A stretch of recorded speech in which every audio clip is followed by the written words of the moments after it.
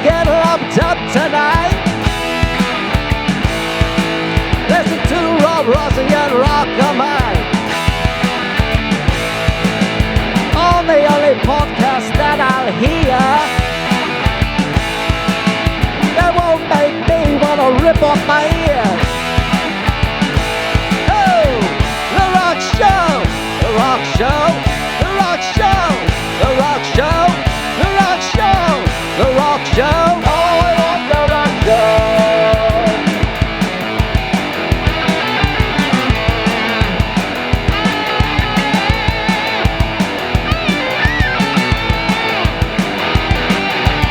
The Rock Show, the Rock Show, the Rock Show, the Rock Show, the Rock Show, the Rock Show.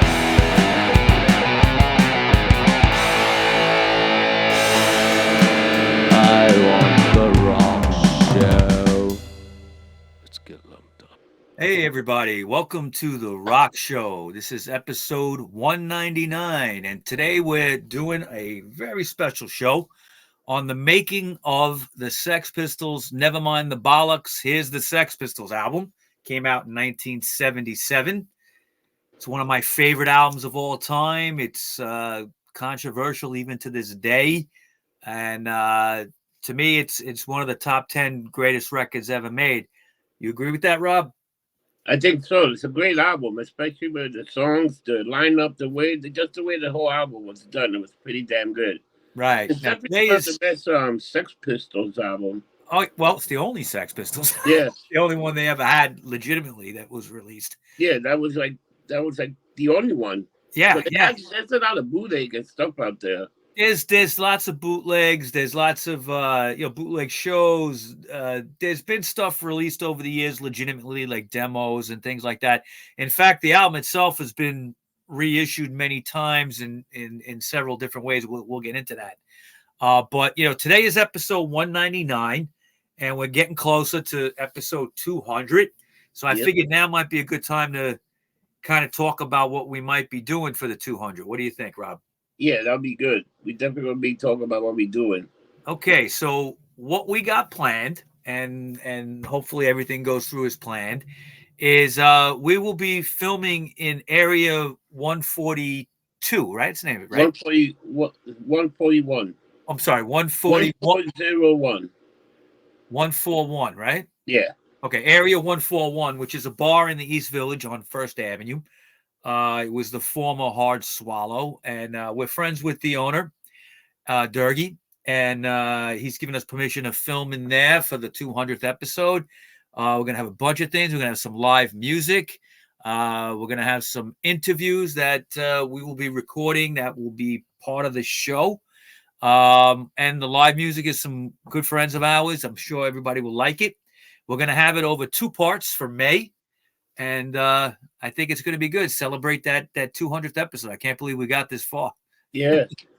Hey, did you see the Japanese version of this? Never Mind the Bollocks. The Japanese version that came out in 2012 was pretty interesting. It was 2 CDs. They had the original album, and then they had a bunch of B-sides. Mm. Yeah, the B-sides, like songs like Satellite and No Fun. I did you no wrong. Songs like that never made the album. They probably should have, but never did. And they've been, re-released in all different packages over the years. I'll get into that. There's a whole section I want to do here on the reissues. Yeah, they did a bunch of reissues. It looks a lot of reissues. Now, the Sex Pistols, we did a show on them a long time ago. Even to this day, there's controversy around them. I've had discussions with fans. People think they were kind of manufactured, almost like a boy band. Okay. I don't really believe that. Okay. They were a legitimate band. It originally started with Steve Jones in the forefront, the guitar player. He sang as well. Very briefly, it started that way. And then they got a singer, which would be Johnny Lydon, who changed his name to Johnny Rotten. Yeah. these guys wrote their own songs, and Glenn Matlock was, a major songwriter in the band. They wrote their own stuff, so I don't really consider them as manufactured. I think that's a stretch. Uh, where I will say there's a little bit of manufacturing might have been in the fashion element of it, because so much of the UK movement, as much as it was great musically, it was fashionably, there was things going on, okay, fashion wise, what became the whole punk look that exists to this day that you see, okay. I mean, it's been, safety pins in the face, or uh torn clothing, things like that. Malcolm McLaren, who had the shop called Sex in London, that everything revolved around this store, got some of his ideas, some stuff that was going on in America, in New York. For instance, the torn clothing that was done by Richard Hell here in CBGB's. Yeah, that's pretty funny. Yeah. And you know what? But they definitely they definitely set the fashion, because a lot of people, after they saw the people would want to get dressed like them. Yeah, I mean, like I said, the fashion sense of the scene became its own thing. It became a scene of its own. But I don't think that really takes away from the music. The Sex Pistols were influenced by many people, everybody from Alice Cooper to the New York Dolls. And, Lydon had very eclectic tastes. He liked bands like Can, progressive kind of stuff like that. Captain Beefheart, people like that. He was interested in. May not have come out in the music all the time, but it showed in his style and the way he performed and things like that. Did you see the Sex Pistols when they came back in the 90s? Not really. You missed a good show, man. They played Roselands when they first got back together. They've reunited, I think, one or two more times after. What was the lineup when they did it? Oh, they brought Glenn Matlock back. Yeah. So it was the original four guys: Steve Jones, Glenn Matlock, Paul Cook, and Johnny Rotten. Obviously Sid is no longer with us, so they brought back Glenn Matlock. It took a lot to get that going. Okay, I mean, these guys didn't all get along and hadn't talked in years, and but there was, at the tail end of what was grunge, okay, these guys all of a sudden came back, and of course they influenced grunge and many other things. So they kind of put their mark back on the scene. One of my all-time favorite Sex Pistols stories, before we get into the album, is when they got inducted into the Rock and Roll Hall of Fame, and they refused to show up. And they sent them a note basically that said, a message, you guys suck, and you've never accepted us, and we're not going to, I'm just paraphrasing, but that's basically the sentiment of it. That's pretty funny. And then of course Green Day accepted it for them or something like that. That was weird. I'm just having my afternoon cup of coffee. Good stuff. Why did Green Day accepted it? Why did they go? Well, I don't remember when that was. It was in the early 2000s. I want to say it might have been 2003 or 4. It might come up in my notes. I don't remember. And Green Day was there to like accept it or something like that. I didn't care for, but I thought, they're the only band that I could think of that refused to come when they got inducted. That's pretty funny. Yeah, it's perfect, But that would be the style, Yeah, and to this day, to people that never really listened to punk or weren't into it that much, to this day, the Sex Pistols represent that. Okay, I'm more of a Ramones fan. You wouldn't have had the Sex Pistols without the Ramones, but that doesn't take away from the fact that the Sex Pistols are they transcend punk rock as far as I'm concerned. just like Johnny Cash transcends country, Yeah. or people like that. The Pistols transcended. It's still one of the most angriest albums I think you could ever hear to this day, and a lot of that is Johnny Lydon, Johnny Rotten, the vocalist. The way he sang it, the way it was, he snarled through the lyrics. It was just nasty. I don't think anybody's really captured that on any album as far as the anger and angst that's on that album. You agree? Yeah, forget about the emotion, the raw emotion, like and if you listen to all the songs, they're all about like anti-establishment. Oh yeah, no, I mean these guys were the real thing. Okay, especially God Save the Queen. You got that song right there. That's a big giant fuck you to the Queen. yeah. I mean, I think it was more of a fuck you to the establishment around the Queen. Yeah. Okay, like I don't think it was necessarily like saying fuck the monarchy, and there are songs like that by other bands. Oh yeah. But I think it was really just an anti-establishment kind of song. And even Anarchy in the UK. Yeah, Anarchy in the UK is another one. Yeah, I mean it was an album of its time because so much of the songs are about what was going on. When they were screaming "No future," okay, what it was you unless you had money, you weren't going anywhere. Yeah, right. There they are. Okay, you weren't going anywhere. In England in 76, 77, there was no work, and not everybody could afford to go to school. Not everybody could afford to do these things. And you had this generation that kind of was lost, almost wandering around, and they just started making this music. And, it reflected the English scene was always way more political than the American scene, at least in the beginning. Later on, the American scene would change, and you'd have bands being more political. But in England, it was all political. All these bands were complaining about their lives. That there really wasn't much going on. It was kind of like a dead end, and the only thing that they could sing about was this music that they were making, and it was what they did. So this album is kind of the anthem for all of that. Okay. And basically, it's the only studio album by this English punk rock band. It came out October 28th, 1977. It was released on Virgin Records. It came out a month later in November on Warner Brothers in the United States. Now, as a result of the Sex Pistols' volatile internal relationships, that's kind of an understatement. The band's lineup saw changes during the recording of the album. Original bass guitarist Glenn Matlock left the band early in the recording process, and while he is credited as a co-writer on all but 2 of the tracks, he only played bass and sang backing vocals on 1 track, and that's Anarchy in the UK.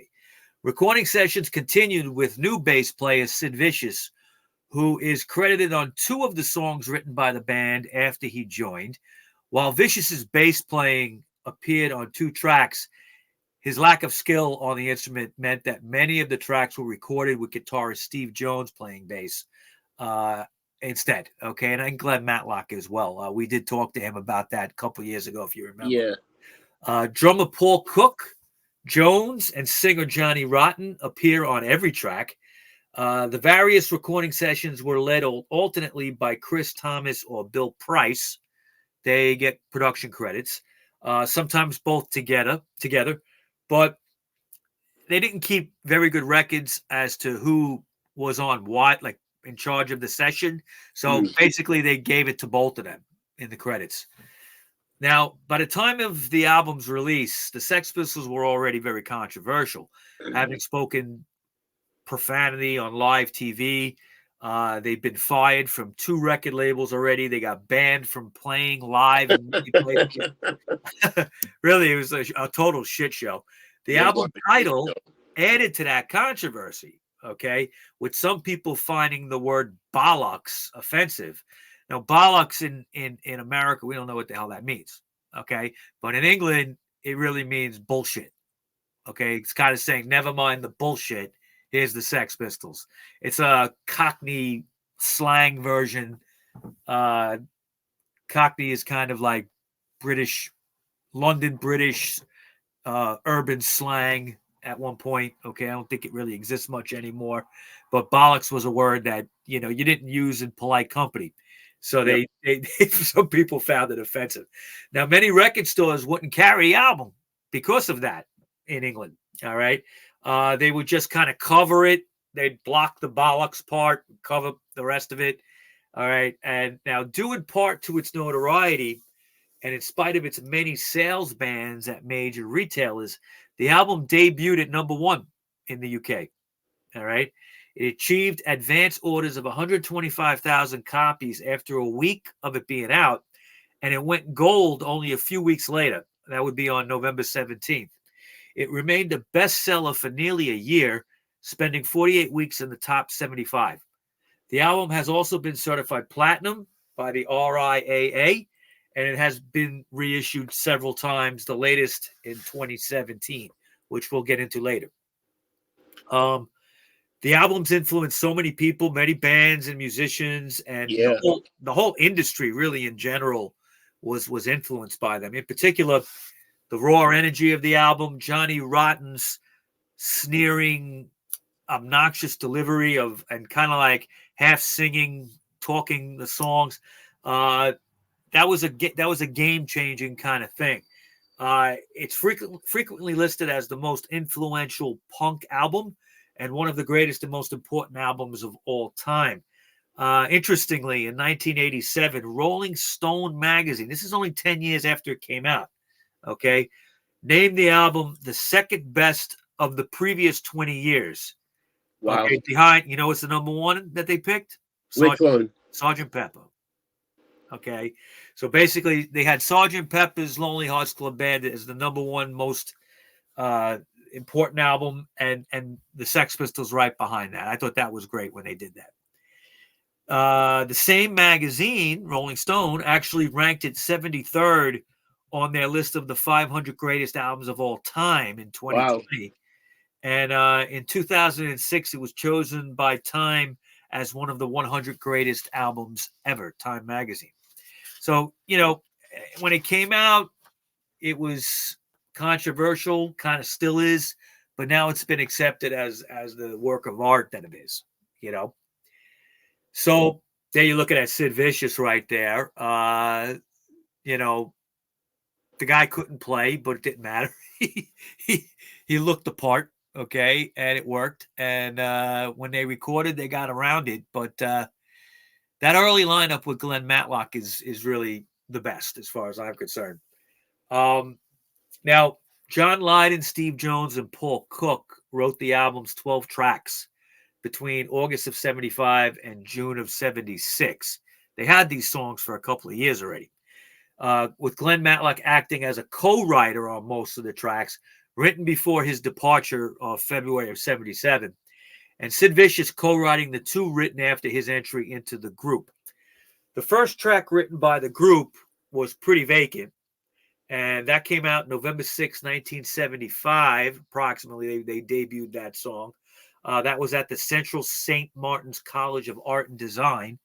They had written the song 17, and they had actually closed the set with that song. The next day, the group performed at the Holborn Central School of Art and debuted Pretty Vacant and Submission. Okay. On the 21st, they debuted the song New York. Okay. By February of 76, the group had gained a lot of traction and debuted the song Problems for their second encore on February 14th.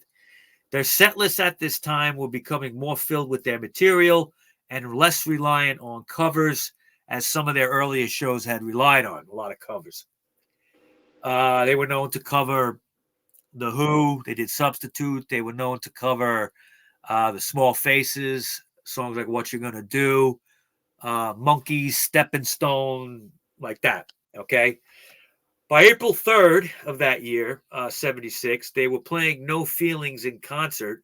And on July 20th, they debuted Anarchy in the UK, which was seemingly influenced by Vivienne Westwood and Jamie Reed, the latter of which had begun creating publicity material for the group that spring. By August 14th, the group was performing the song Liar live. So these songs were all written before the album came out. The recording would start soon. Okay, now on October 8th, 1976, the EMI signed the group into a 2-year contract. It was a big deal. For EMI, they recorded Anarchy in the UK and began sessions for the newly written God Save the Queen that month. Now, on November 26, 1976, the group's first single was released to great commercial success, but due to the nature of the material and the band's image, they caused heavy controversy and were dropped from that label on January 6, 1977. That song was Anarchy in the UK, their first single. In February of 77, founding member and original bassist Glenn Matlock quit the band, reportedly over the lyrics to God Save the Queen. He didn't like that. Matlock had co-written a majority of what would be on the album, and was then replaced by Sid Vicious after that, who was friends with Johnny Rotten. Close to completing a deal with A&M Records in March of 77, the Sex Pistols entered Wessex Sound Studios to record with producer Chris Thomas and engineer Bill Price. New bassist Sid Vicious played on the tracks Bodies and on the track God Save the Queen, but his performing skills were not considered good enough to record on the album, at least in full. So and the band asked manager Malcolm McLaren to convince ex-bassist Glenn Matlock to perform the instrument for these sessions. Now, Matlock agreed on the condition that he was paid beforehand, which is probably very smart. And when payment was not received, he didn't show up. So as a result, Thomas asked guitarist Steve Jones to play bass so work could begin on the basic tracks. Jones' playing was so satisfactory that Thomas had him play the bass tracks for all the remaining songs recording during the sessions. Now, if I remember right, I think Glenn Matlock disputes that. I think he says he did play on some of the tracks. Yeah. Oh, there's a little controversy some of the tracks, not all the tracks, but maybe those two. Yeah, I think they did bring him in. I'm not sure. You know, there's like everything with this album, it's all controversy, you know. Now, 4 tracks, writer Clinton Halen suspected they were God Save the Queen. Thomas stated he and Price gave up trying to use Vicious's bass track. Pretty Vacant, EMI, and possibly the song Did You Know Wrong, which would be a B-side, were recorded the 2 days at Wessex, with God Save the Queen and Pretty Vacant receiving the vocal tracking from Johnny Rotten and final mixing during that period. As a result of these sessions, Thomas and Price began work on what would become the Sex Pistols' full-length album. They said, let's make a whole thing here. 4 days after recording was completed, the Sex Pistols signed with A&M.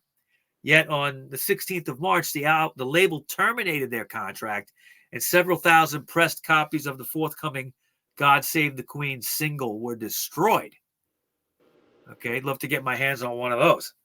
Oh, I can't believe they destroyed that. Yeah, because they weren't going to, A&M wasn't going to put them out. So, despite... Wasn't that one of the singles released?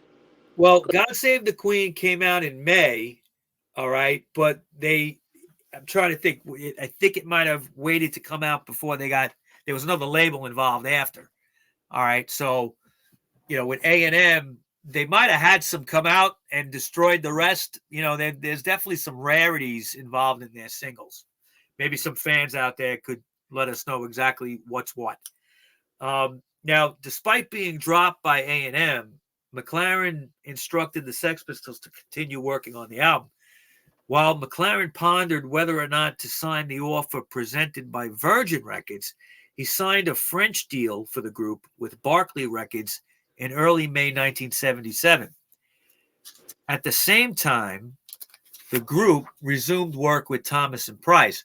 Thomas temporarily departed the session partway through, leaving Price to produce what Thomas estimated as 5 songs. Halen narrowed down the potential Bollocks tracks Price may have produced to Liar, New York, No Feelings, Problems, 17, and Submission, in addition to the non-album later B-side track Satellite. Meanwhile, the Sex Pistols had been rejected by labels including CBS, Decca Records, Pie, Polydor, all turned them down, leaving only Virgin Records offer. McLaren still hoped to sign with a major label and posited issuing a one-off single with Virgin to increase the band's appeal to the larger record companies. What he was looking to do was maybe just use Virgin to release the single, and use that to jump to a better label. Virgin at that point was a small label. They got big later, but at that point they were like an indie label almost.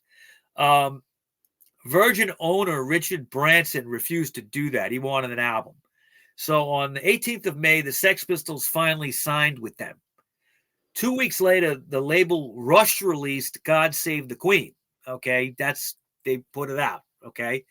And during promotion of the single, Rotten stated that work on the album was ongoing, and obscuring Jones's assumption of bass duties, insisted that bass performances on the in-progress album were split between Matlock on the Chris Thomas tracks and Vicious. So he was saying Glenn was back playing on some tracks.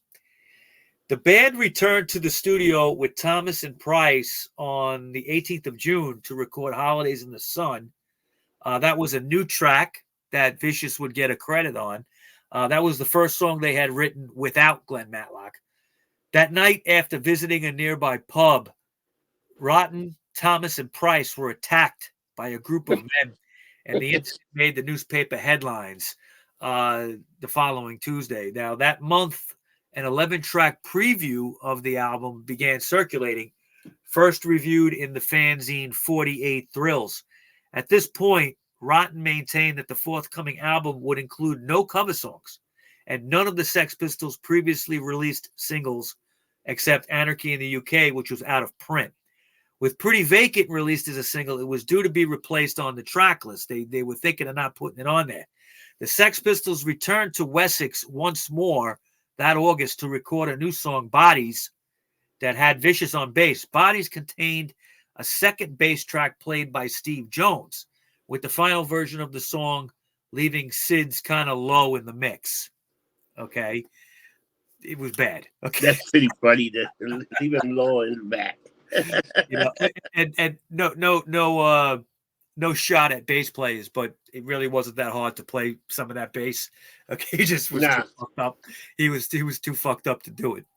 So the time spent in the studio recording the album was for Steve Jones the best part of being in the Pistols. He enjoyed this whole process. Jones spent many hours doing guitar overdubs with producer Chris Thomas, and repudiating Punk's occasional embrace of musical sloppiness, has stated that both he and drummer Paul Cook weren't just having a laugh and were really dedicated in the studio. I think the guitar playing and the drumming on the two of them were fantastic on that album. Definitely very good. Best punk music playing you could ever hear. Jones really shreds it on that album. You hear his influences, of course, Johnny Thunders and others that he was influenced by. But I just love his guitar playing on that. I don't think his career later on, some of it's okay. I don't think he ever eclipsed that. So during this time period, bassist Sid Vicious stumbled into the same recording room as rock band Queen. Who happened to be there. Vicious aimed an insult at lead singer Freddie Mercury, saying, he said, "Hey," this is what he said to him. He says, "Have you brought ballet to the masses yet?" Mercury got up and said to him, "Aren't you Simon Ferocious or something?" Yes, Ferocious. Oh, that must have been great. Right? And so, what? And Mercury said also, "What are you going to do about it?" He took him by the collar and threw him out of the room. Later, Queen's producer Roy Thomas Baker had a word with the Pistols engineer over an interruption by Johnny Rotten, saying, "One of the band members just crawled on all fours across our studio across our studio up to the side of the piano and said, "Hello, Freddie," and left on all fours. Could you make sure he doesn't do that again? Wow. Could you imagine that? That's fucking funny, man. Now, with the completion of the song Bodies, the time came to finalize the album's track list. Though John Savage, a music writer, wrote there were 3 versions of each track available, Halen states that alternative versions of only 5 tracks, that would be the song EMI, No Feelings, 17, and Submission, plus an album version, a different mix of the song Satellite existed. It was not until the 20th of September that the track list was finalized, which Halen said suggests just how bogged down they got in the process. All right. Richard Branson spent the night dedicating the track list, deciding the track list and which versions to use, and included all the hits on the record despite the objections of the band. In other words, some of the singles they didn't want on there. Okay. But like I said earlier, but he went and put them on there anyway. Due to the album's long completion time, the Sexpistols and McLaren decided to release Holidays in the Sun, backed with the song Satellite as the band's 4th single. Satellite would not make the album. That was just a B-side. Yeah. Holidays in the Sun was not as successful as past singles. It charted at number 8 and dropped out of the top 20 after 4 weeks, which Halen attributed to the band's announcement that their album would be released on November 4th and that the single would be included on the LP, despite previous statements to the contrary. See, you know, if that song wasn't going to be on the album, the single would have done better. Yeah, because people would have bought it and said, "Okay, it's not on the album," but they included it anyway, and they never should have announced it, you know. So in an attempt, all the other singles did pretty good. You know, the God Save the Queen. But that was way before that was before they were really in the album process yet. Yeah, Chaos in the UK, all that stuff was excellent. They went number 1, you know. Yeah. So in an attempt to stem criticism over the decision to include all 4 previously released Sex Pistols singles on the forthcoming LP, Virgin indicated the possibility of an alternative album being issued simultaneously, featuring a new title and 2 new songs replacing 2 of the former hit singles. A label spokesman stated, "We put the singles on the LP because most people wanted it that way. But the alternative set would enable us to overcome the multiple stores banned." Okay, in other words, you know, God Save the Queen or Anarchy in the UK, some stores were going to ban it because those songs were on there. So if you put them on and put something else, they were just trying to figure out ways to sell this thing. Okay. And, you know, it was pretty smart. All right. They never actually did it, though, really. Now, what happened was a 10-song test pressing was made, though no new cuts were included, with Satellite and Submission being added as bonus tracks. They never released that as far as I know. Okay. I think it just was a test thing that they had made. The Sex Pistols contract with Virgin stated that its music would be distributed by Virgin in the United States, provided Branson matched any competing offers McLaren received. However, McLaren wanted to negotiate separate deals in every territory, regardless of what the contract stipulated, which pissed off the CEO of Virgin, Branson, as the clause for American distribution was an important one that he had fought for. Okay. Branson knew he had been outmaneuvered by McLaren, for he could not sue to enforce the contract or else be perceived as acting like EMI or A&M before him. So competition for the band in the United States narrowed down to Warner Brothers, Arista, Columbia, and Casablanca Records, with Warner Brothers actually getting it, signing the band on October 10th for £22,000 in the United States. Wow. Yeah. See, the Virgin had distribution in the States. It was something that Branson had fought for as a small label. But McLaren demanded that every territory that it was going to be released in, Europe, you know, Australia, United States, would have different distribution. which is smart. Probably a good business move. I don't know. I would You know think. why? Because think about it. They say in Europe, some people didn't want to distribute it because of "God Bless the Queen" or some of the lyrics and stuff. So, well, I'm going to release this in Australia, in Japan, release it all over the place, and Right. you're making money every time you're making a deal. Exactly. This way, you're not dealing with just one company. know? Somebody in the States could have said, "No, we're not going to do it." I guess. Because Who knows? Virgin could easily release in the U.S., but they go to Warner Brothers, they probably get much more distribution too. Yeah, but they probably figured that. Warner Brothers was huge. Okay, so before Virgin could release Nevermind the Bollocks, Branson discovered that 2 other Sex Pistols albums were competing with his labels.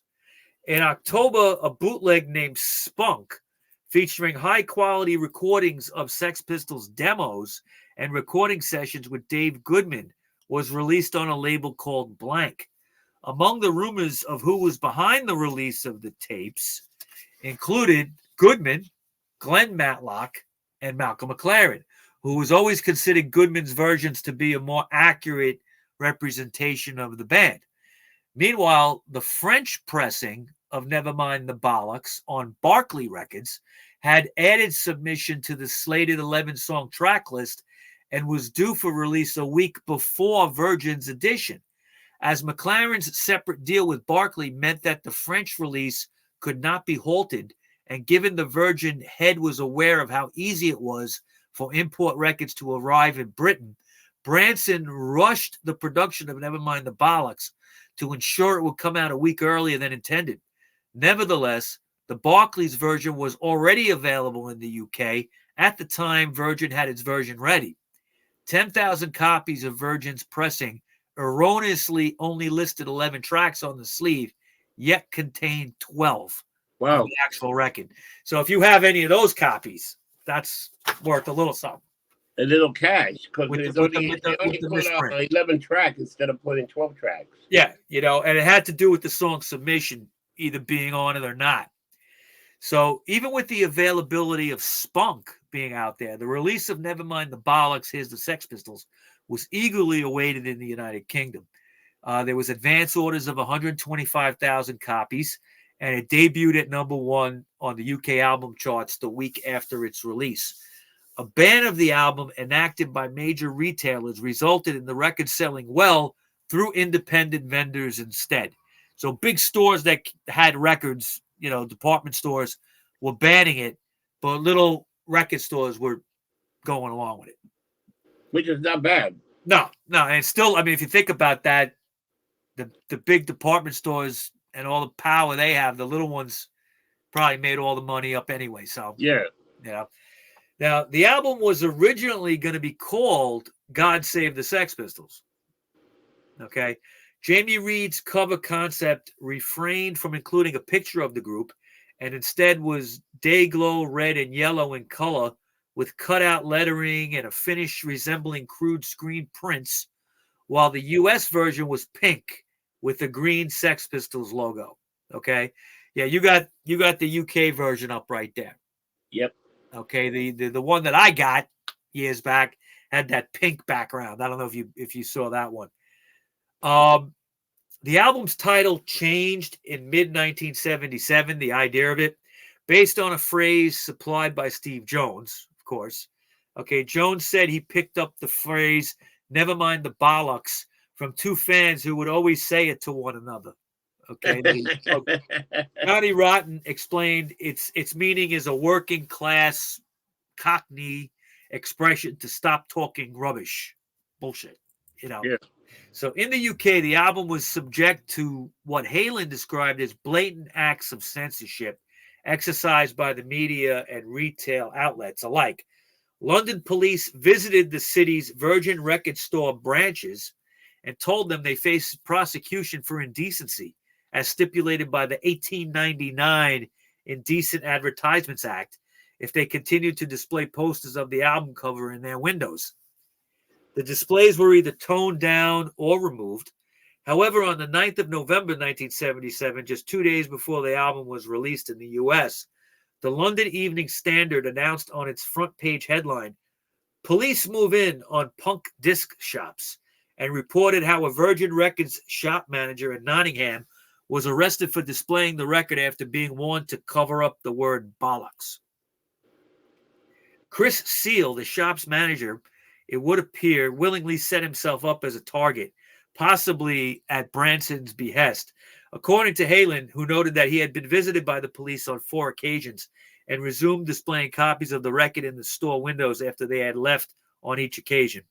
After Seal's arrest, Branson announced that he would cover the manager's legal costs and hire Queen's counsel John Mortimer as defense. Meanwhile, advertisements for Nevermind the Bollocks appearing in the music papers attempted to politicize the issue, showing newspapers headlines about Sex Pistols controversies that were underlined with the message, "The album will last, the sleeve may not." So I think there was a little bit of manufactured controversy going on there. Okay, people willing to take a hit, get arrested. Okay, just to push the release of this album. Yeah, it's pretty funny, man. Because you know what, controversy create more money and chaos and ratings. And yeah, I mean, anytime you ban something, people just want it more. Mm-hmm. Right? I mean, it's always like that. It's the human nature. What do you mean that's banned it? I need it. I can't see this. I can't hear this. Let me check it out. It's always like that, That's what probably the album sold so many freaking albums. It had a lot to do with it. Yeah. I mean, if you think about what was going on at the time, the politics in England, punk was like a major distraction to the fact that the economy was shit and the people couldn't find work. Everybody was on strike. There was always something happening. Punk was just like a great distraction. It made the front news every day. Oh, this guy, that guy, Joe Rotten said this. They cursed on TV, things like that. So this obscenity case was heard at Nottingham Magistrates Court on November 24th. Mortimer, who was a Queen's counsel, that's a big shot, okay? Mortimer presented the case as a matter of police discrimination. Okay, that's the defense that he gave. During his cross-examination of the arresting officer, he asked why the newspapers The Guardian and Evening Standard, which had referred to the album's name, had not been charged under the same act.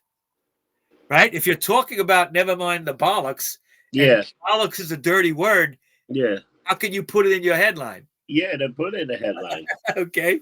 So when the overseeing magistrate inquired about his line of questioning, Mortimer stated that a double standard was apparently in play, and that bollocks was only considered obscene when it appeared on the cover of the Sex Pistols album.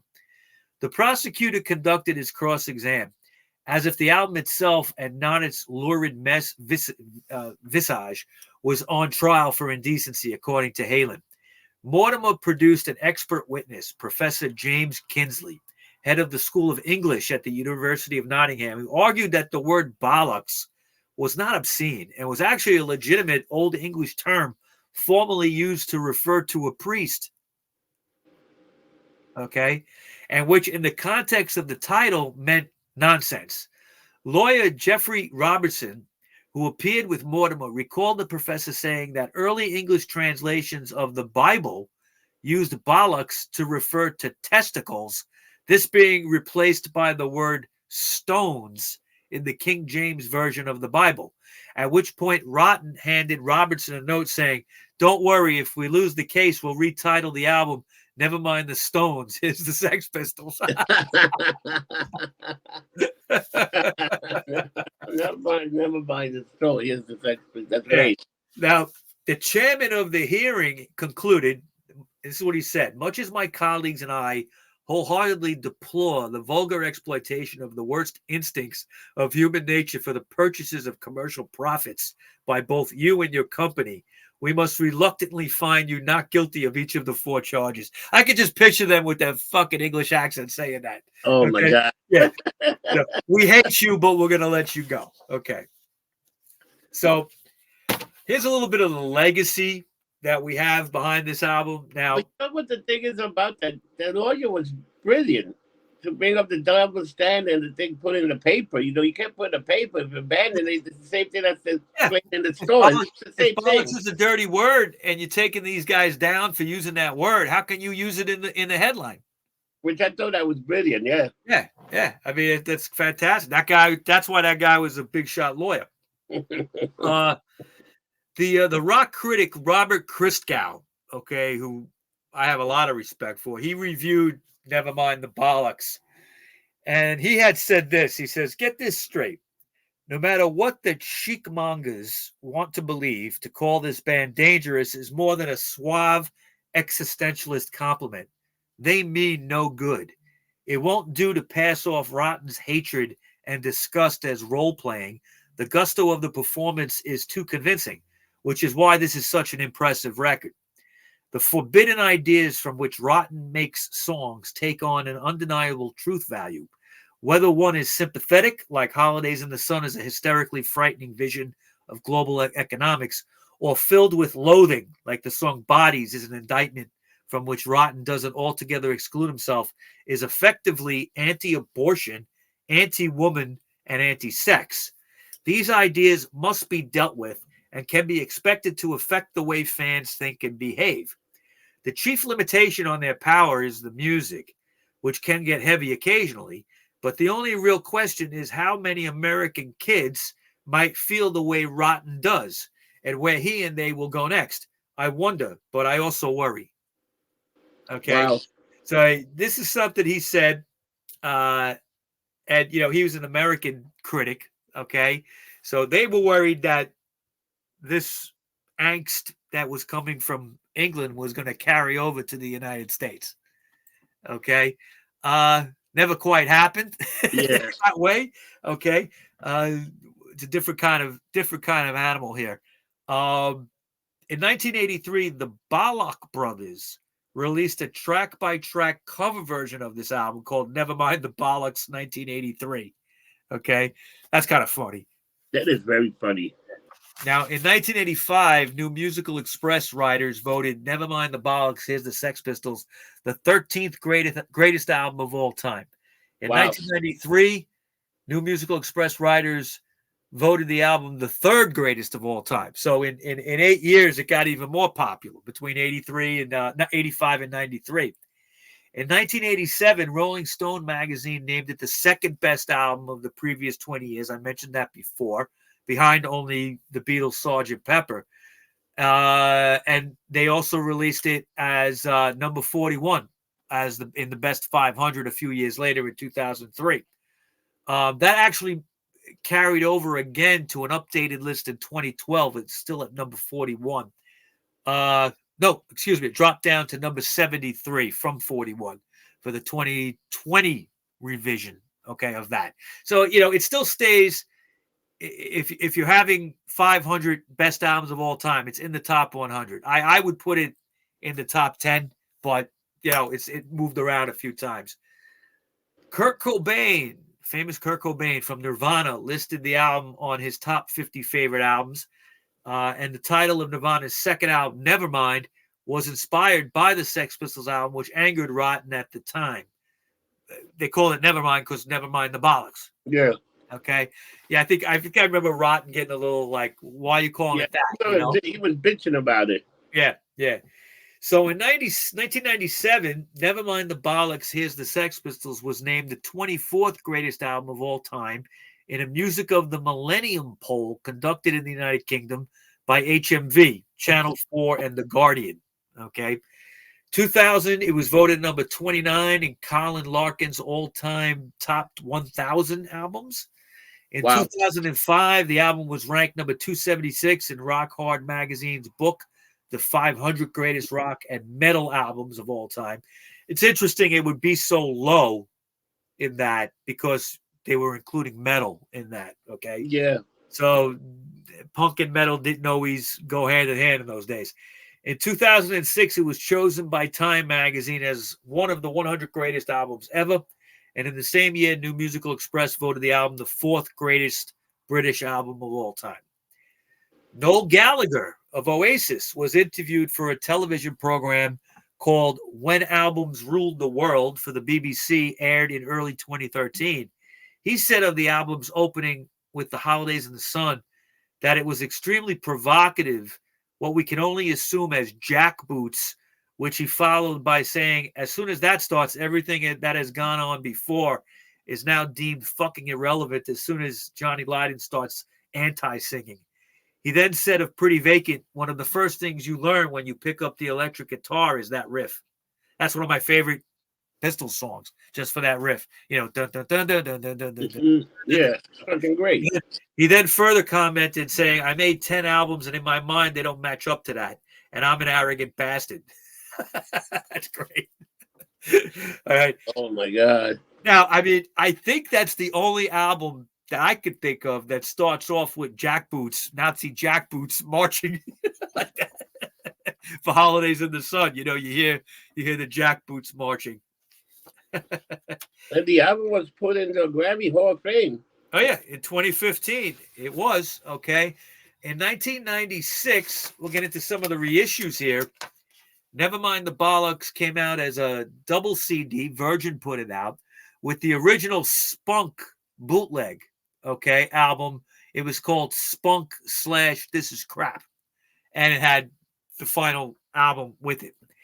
And in October of 2007, Virgin released a special 30th anniversary edition of the album in 180-gram vinyl LP format. Wow. The set included a 7-inch insert of Submission and poster as originally released on October 28, 1977. Virgin also reissued the group's 4 singles, Anarchy in the UK, God Save the Queen, Pretty Vacant, and Holidays in the Sun on 7-inch vinyl before the album reissue came out. In the US and Canada, these re-releases were handled by Warner Brothers again, which originally released the album in North America, and as of 2017, still owns the regional copyright to the album. As far as I know, they still do. I never heard anything different. A 4-disc boxed set reissue occurred on September 24th, 2012. The set includes the original album, which for the first time was digitally remastered from the original tapes. On disc 1, the sound quality of this remaster is thus a significant improvement all from the other reissues. The remastering process was overseen by Chris Thomas, the original producer. The second disc comprises all but one of the band's officially released B-sides, except the song I Want to Be Me, which is one of my favorites. It's too bad it's not on there, which were also remastered again using the same process. This disc also included outtakes and demos from the recording sessions for Nevermind the Bollocks. Most notably, the studio demo of Belson Was a Gas. That's a great tune, too. That had been recently discovered and thought lost forever, okay? But they were able to remaster it. The third That's disc, pretty good, man. yeah, Pretty yeah. good. When they did that live in '96, place went fucking nuts. That's a non-album track, okay? But it's about Belson, the fucking death camp, okay? Yeah. The third disc contains 2 live recordings from 1977, including the previously unreleased complete soundboard recording of their performance at the Happy House in Stockholm, Sweden on June 28, 1977. The fourth and final disc is a DVD of live and studio videos, as well as audio interviews from 1977. Also included is a full-size 100-page hardcover, full-color coffee table book, which contains rare pictures, articles, and interviews that provides a timeline of the band throughout 1977. Additionally, the set includes a full-size replica Subway promotional Nevermind the Bollocks poster, replicas of original promo stickers, a reprint of John Lyon's original handwritten lyrics to God Save the Queen, and a replica of the original A&M copy of the God Save the Queen single. Wow. This UMG box set and the 2002 Virgin box set together contain almost the entire Sex Pistols studio/demo sessions, omitting only 3 of the 1976 Dave Goodman demos, which can be found on the 2006 officially released master of the Spunk bootleg. So if you're a Sex Pistols fan out there, I'll just tell you right now, if you get that UMG box set, you get the 2002 Virgin box set, and you get the 2006 released remaster of the Spunk bootleg. You got everything they ever put out and recorded. That's pretty good. That's pretty wild. Yeah. I mean, I wish there would be something that would come out that would encompass everything, but it hasn't happened yet. But those three things, you could search them down. They're still in print, I believe. In 2015, as part of Record Store Day, the album was reissued as a picture disc and reached number 7 in the UK's top 40 vinyl album charts. Wow. So again, 2015, 40 years later almost. Okay. It's top of the charts. Yep. Okay. Wow, man. That album, definitely an album that changed the world, man. And between the bootlegs and the real one and everything, there was a lot of music going on and a lot of studying of this album. So this album definitely sold very well for many years. Yeah, I mean it continues to sell. It's always an album I think that people discover when they're into music as a kid. You know, it means a lot to different ways to different people.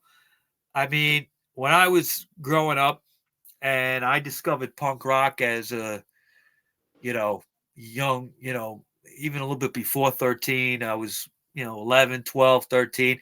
I was like discovering this music. It was just, nothing like it. Okay. Yeah. And it really still sounds like that. It's different than a lot of punk records that came out in England. I think I have my favorites. We've talked about this on the shows like X-Ray Specs and, The Clash and things like that. But I just think that this album epitomizes the whole English scene. Pretty much. It really does to this day. And, it's the only album they ever officially released. It's one that I think everybody, when you get into music at a young age, you find your way to it. It's like a magnet. Yeah. Find your way to it. So that's all I got today. Never mind the bollocks. Here's the Sex Pistols. Fucking fantastic. That was a great show, Mike. Holy moly. What information. The thing with Queens was pretty funny. That was funny. Yeah, they crawling on all fours and going up to Freddie Mercury as he's playing the piano. Well, I mean, if you remember that, what was it? Was it the Dead Boys, I think, that went into the studio and fucked with Peter Frampton in New York? Yeah. and he stopped producing until they left. He stopped producing albums and until Yeah. Oh man. So all right, Mike, after this great show, we're getting ready for the 200th episode of the Rock Show. Can you believe that? I know. Thank you, all our fans. It's been a great 5 years to get to this point. Yeah, man. There's a lot of rock shows, a lot of. We did a lot of bands. We started the beginning of March in 2019. You had asked me to join this great, getting lumped up concept here, and it's changed my life forever. I know it's changed yours. I know people say, I hear that voice on my YouTube. Oh, you're that guy, or you're the guys. Yeah, it's funny. I mean, not trying to toot my own horn here, but I've been in bars by myself, sitting having a drink, or maybe with somebody else talking, and they hear my voice and they go, "Are you the guy with that podcast? Are you Rocker Mike?" Like, yeah, that's me. You look like that. Yeah, that's funny. Yeah. All right, Mike. So how can people reach out to you if they want to get in contact with you? Okay. You can find me as Rocko Mike on Facebook. I'm most active there. We also have the Rock Show podcast group page there on Facebook. Please join that. We do a lot on that page. I'm on Instagram as Rocker Mike 212. The same on X, which used to be Twitter, Rocker Mike 212. The rest of the stuff out there, all the others, Getter, Truth Social, Cloud Hub, MeWe, whatever, Rocker Mike. So just Google Rocker Mike, you'll find me somewhere. And you can find me on Instagram, YouTube, X, formerly known as Twitter, and Facebook on the page of the Rockshow page. And definitely join that page. And while you join that page, also subscribe to the YouTube channel. So because we got so many subscribers in the YouTube channel, we got about the same subscriber the YouTube channel as we got in the Rock page. Yeah, I think we got about everybody over there, which is great. Yeah. We appreciate that. I just want to say, the fans that we have are fantastic. We get great comments. We get, people suggesting things, people commenting on, things. I mean, I've been corrected a couple of times. I have no problem with that. You see that somebody comment on the Brian Jones, the conspiracy, Brian Jones? No, I didn't see that one. Somebody just commented about something. The show we did about Brian Jones, about conspiracy show. Yes. Yeah. Okay. To look for that one. But yeah, I mean, the Rock Show was the first podcast that we did together, and things expanded from there. But we're at 200 right now, man, coming up. So the month of May is going to be dedicated to that. And again, thank you to all the fans out there. We're going to try to put something really cool up for you for the next 2 shows, and just check it out. Yeah, check it out. But the 200 is coming up, and it'll be a big one. And we'll see you then. And remember, don't get drunk. Get lumped up, people. See you next time. Take care now.